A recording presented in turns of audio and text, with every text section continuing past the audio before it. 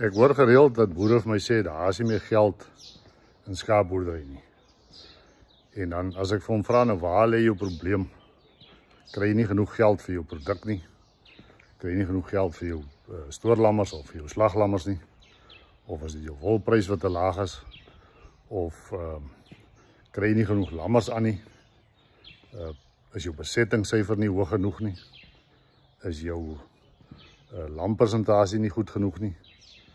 Of is dit, het jy te veel vrektes tussen lam en merk? Of wat is dit wat regtig keer dat jy nie kan geld maak met jou skaapboerdery het nie? En dan is dit so of die man nie vir my regtig kan sê wat die probleem is nie. Hy weet nie presies waar sy hakplek is nie. So, nou hoe stel 'n mens dit reg? Welkom by hierdie video. As dit jou eerste keer is hier, ek is Bram Kutse en ek is al vir meer as 30 jaar betrokke in die skaap- en wolbedryf in Suid-Afrika. Nou in hierdie video gaan ek kyk na hoe om 'n besigheidsplan op te stel of te skryf. En dan gaan ons 'n bietjie kyk na jou verstaan jou syfers. En dan gaan ek 'n bietjie praat oor bedryfsmaatstawwe en dan hoe monitor jy jouself en hoe evalueer jy dit en hoe moet jy regstellings maak. Nou, as dit kom by 'n besigheidsplan en doelwitte wat jy vir jouself moet stel, dan is dit baie belangrik dat jy daai besigheidsdoelwitte van jou moet in lyn wees met jou persoonlike waardes en beginsels. So die begin is eintlik om te gaan uit vir jouself te gaan vra, hoekom boer ek? Hoekom doen ek wat ek doen? En as jy daai antwoorde gekry het van hoekom jy doen wat jy doen en hoekom denkwyse so belangrik is, dan kan jy aangaan en vir jou besigheidsplan gaan optrek vir jou boerdery. Want dan weet jy hoekom jy hierdie goeders wil doen. En dit is baie belangrik dat jou besigheidsplan dan ook op dieselfde beginsels en waardes gegrond is as wat jou persoonlike beginsels en waardes dan is. So, nou as jy 'n besigheidsplan opstel, dan is dit baie belangrik dat jy dit op skrif sit, dat jy vir jouself gaan sê, waar wil ek met hierdie besigheid wees oor 15 jaar van nou af, waar wil ek met die besigheid wees oor 10 jaar van nou af, en dan ook waar wil ek met die besigheid wees 5 jaar van nou af en dan 'n jaar terug. Ons noem dit reverse engineering, so jy moet gaan sê waar wil jy wees en dan moet jy maar net eenvoudig terugwerk sodat jy vir jouself dan by die huidige kan kry. Sodat jy kan sê, right, as ek oor 15 jaar daar wil wees, dan moet ek vandag dit doen. Ek moet môre dit doen. Ek moet volgende week dit doen, volgende maand dit doen, sodat jy dan by daai 15 jaar doelwit van jou kan uitkom. So dit is baie belangrik dat jy 'n langtermyn doelwit stel, dat jy dit op skrif sit, dat jy presies sê wat dit is wat jy wil bereik, wat is jou omsette wat jy wil hê binne die volgende jaar, wat is jou omset wat jy wil hê oor 15 jaar van nou af. En dan moet jy ook gaan sê, hoe moet jou boerdery lyk in terme van wat jy wil bereik. Hoe moet jou skaap lyk? Hoe moet jou veld lyk?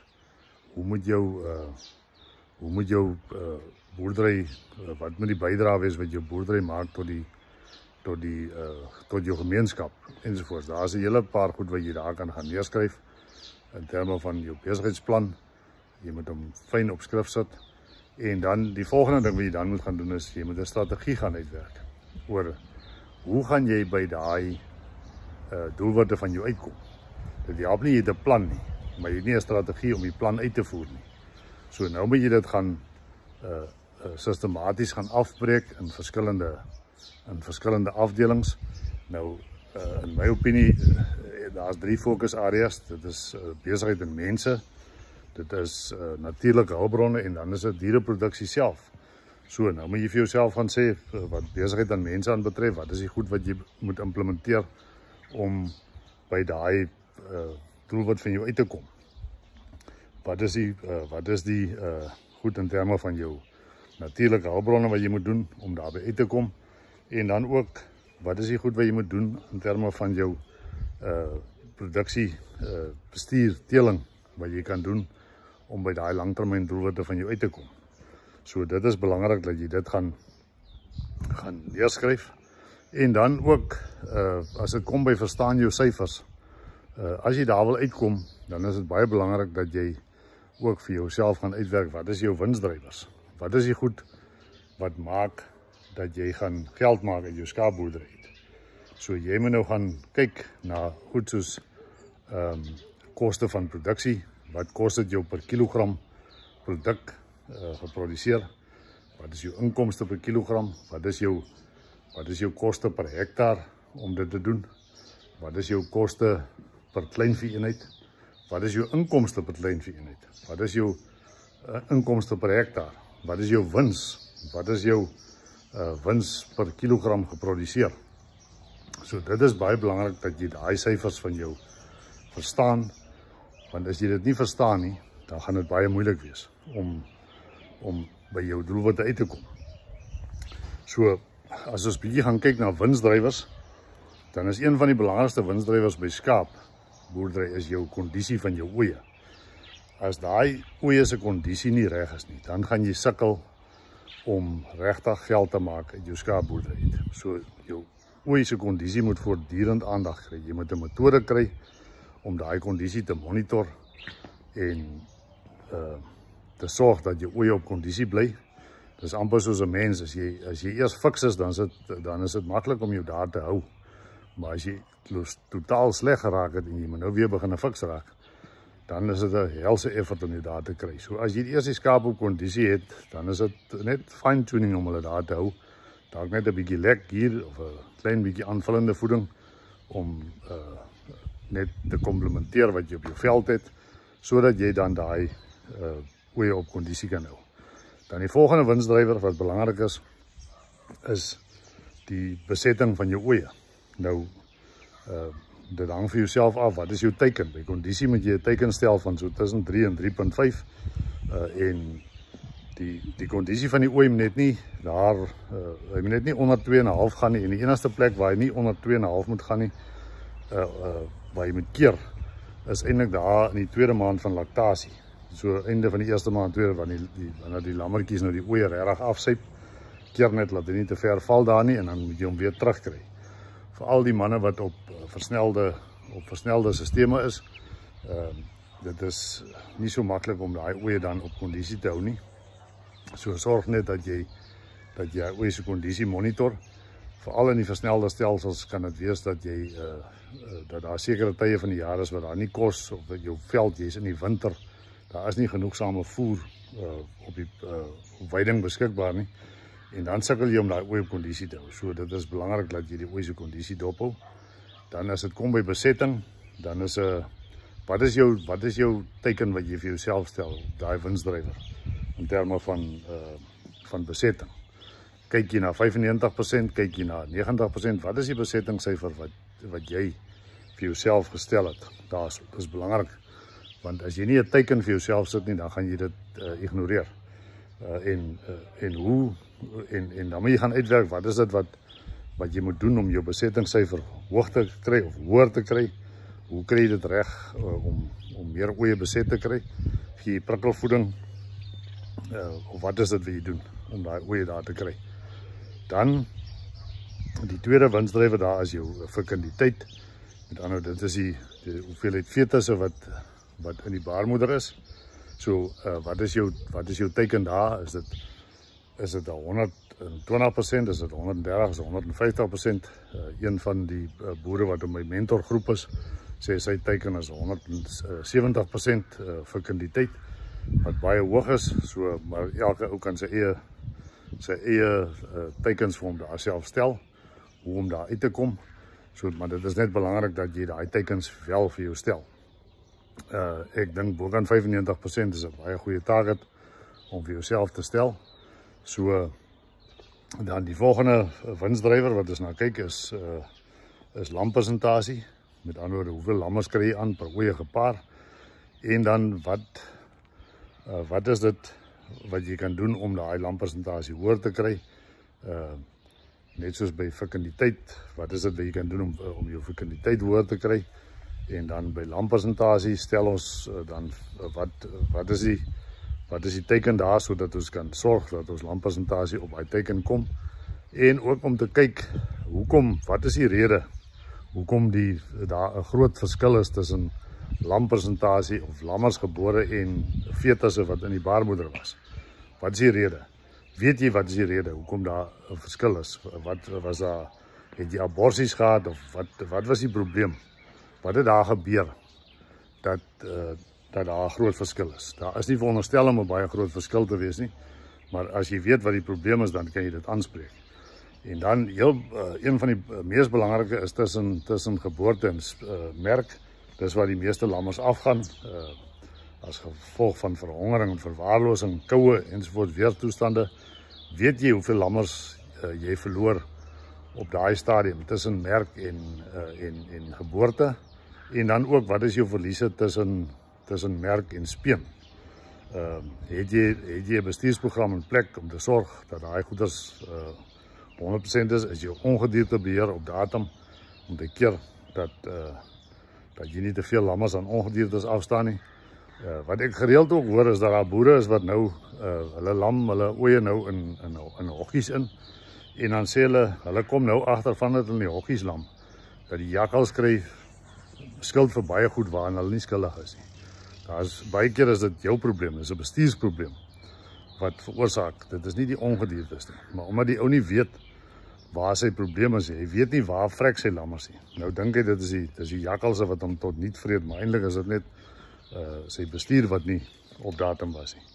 So, daai winsdrywer moet jy gaan kyk, en dan ook, wat is jou vrektes van jou jong oeye, wat is jou vrektes van jou ou oeye, hoeveel ramme verloor jy in 'n jaar?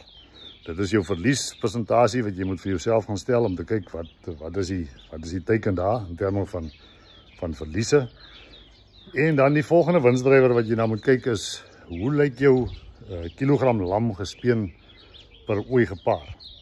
Want dit help nie, jy het 'n vreeslike hoë lampersentasie of speenpersentasie, maar dit is almal net 'n klomp muise wat jy speen nie. So jy moet gaan kyk, wat is daai speenmassa van jou in verhouding tot die oeye gepaar. En dan ook, wat is die gemiddelde massa van jou eenling lammers en tweeling lammers, sodat jy kan sorg dat jy mooi gesonde lammers speen. En om dit reg te kry, moet jou oeye maar weer eens in die regte kondisie wees.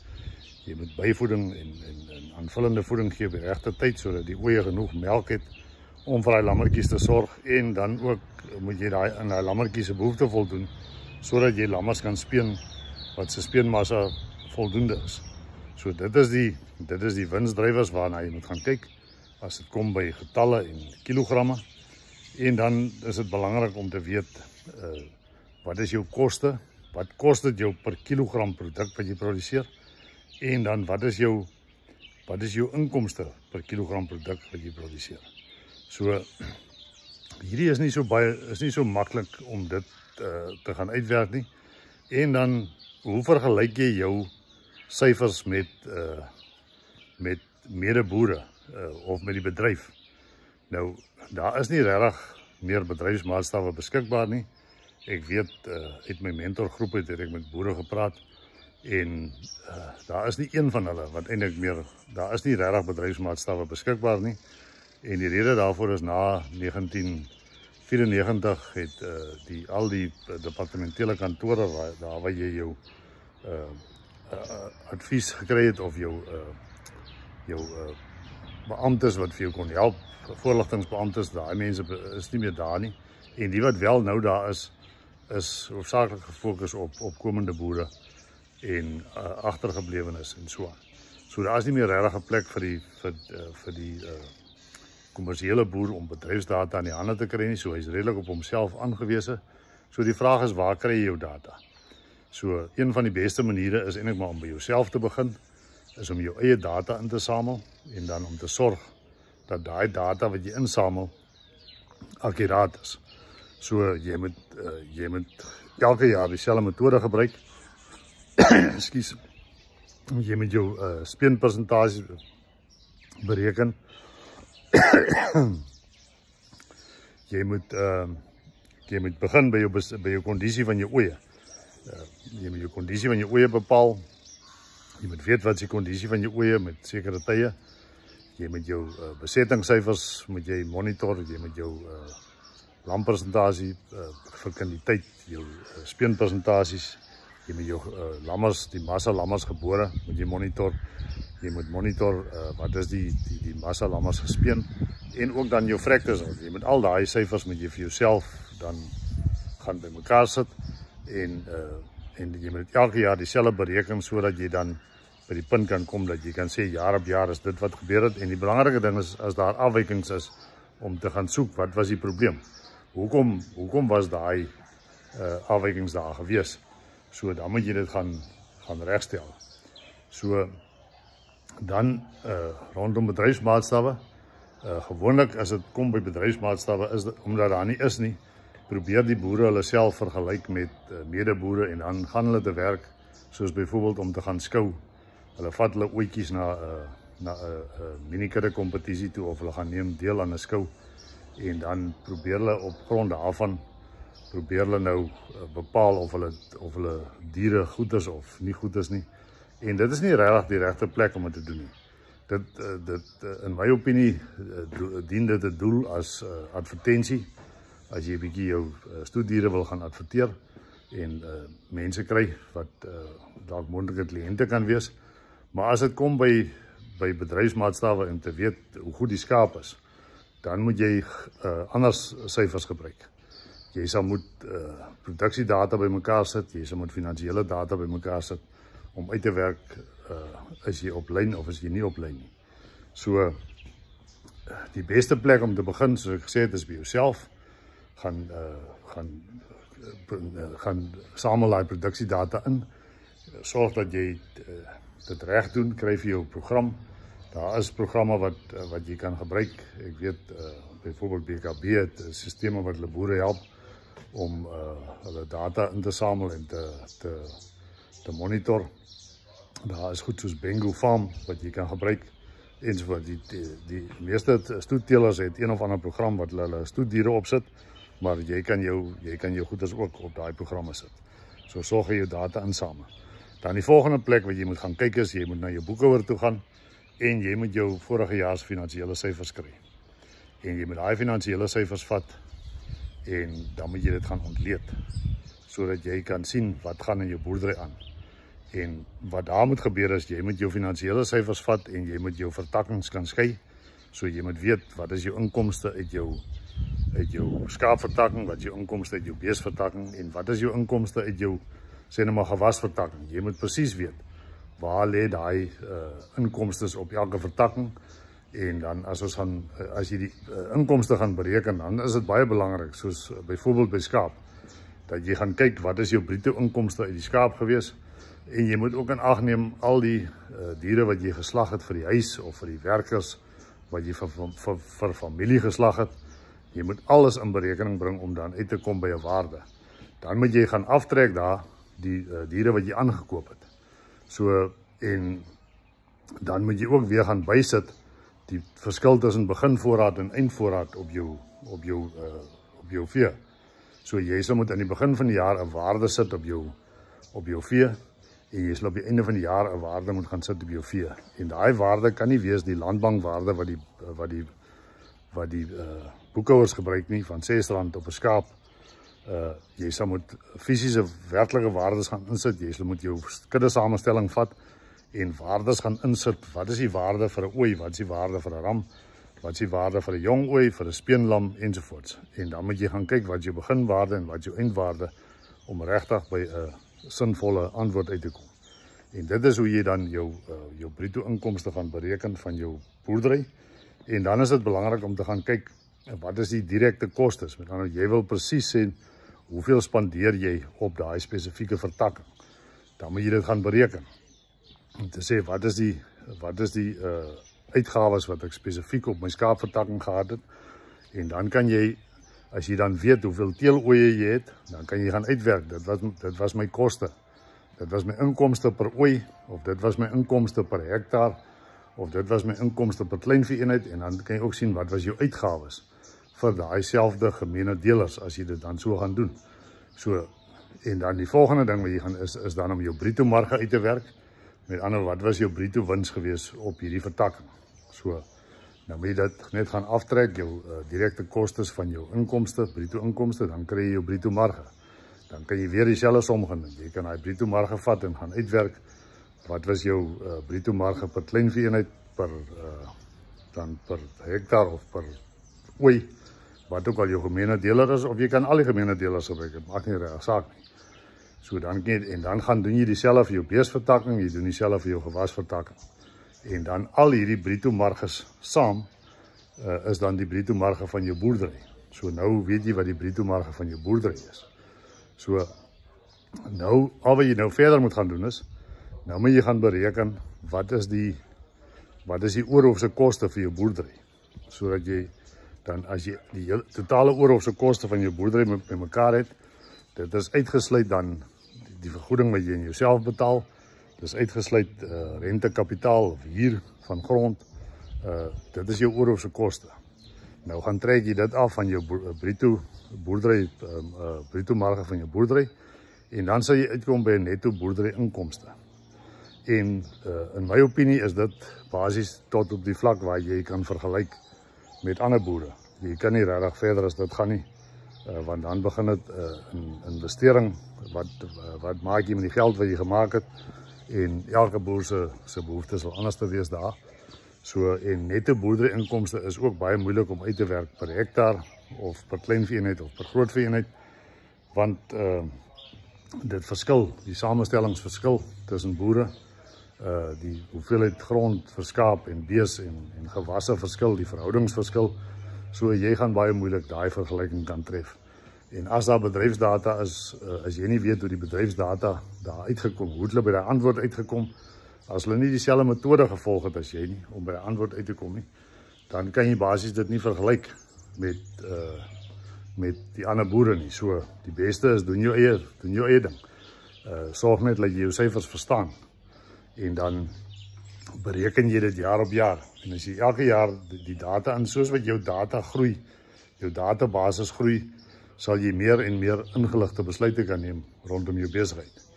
So, en as jy dan nou hierdie data ingesamel het, dan is dit belangrik dat jy dit monitor, en as jy dit monitor, moet jy dit jaarliks evalueer, en as jy dit nou klaar geëvalueer het, dan moet jy vir jouself sê, right, hoe gaan ek, as die antwoorde nie na wense is nie, as die uitkomste nie na wense is nie, hoe gaan jy dit regstel? Hoe gaan jy die regstellings maak? En dan moet jy gaan kyk na, waar lê die probleem? Lê die probleem by bestuur? Lê die probleem by die metode wat jy toepas? Lê die probleem by die verantwoordelike persoon? Wat is dit wat jy moet doen om daai ding reg te stel, sodat jy die verwagte uitkoms kan kry wat jy vir jouself voorgestel het, of wat jy graag wil hê. So dit is hoe jy dit doen. Nou as jy onseker is hieroor, en jy wil graag meer leer, gaan kyk reg onder hierdie video, is daar 'n skakel wat sê die 3 pilare van winsgewende skaapboerdery. Dit is 'n handleiding, streep werkboek wat ek opgestel het, wat jy kan gebruik. Dit is 'n stap vir stap prosedure, wat jy deur al 3 hierdie afdelings gaan vat, van besigheid en mense, natuurlike hulpbronne en produksie en bestuur. Daar is stap vir stap aksies wat jy kan gaan doen, wat jy sal help om dit, dat jy dit verstaan, en dan hopelik sal dit jou help as jy onseker is om dit reg te kry wat ek nou in hierdie video bespreek het. So gaan klik op daai skakel, die 3 pilare van winsgewende skaapboerdery. Jy sal dit kan bekom teen 'n baie minimale koste, en dan word jy deel van my mentorgroep. So, ek hoop dit was van waarde vir jou gewees. En as jy meer wil weet oor stelsels in jou boerdery, gaan klik op hierdie skakel wat nou op die skerm opkom, en dan sal jy kan meer leer oor stelsels in jou boerdery.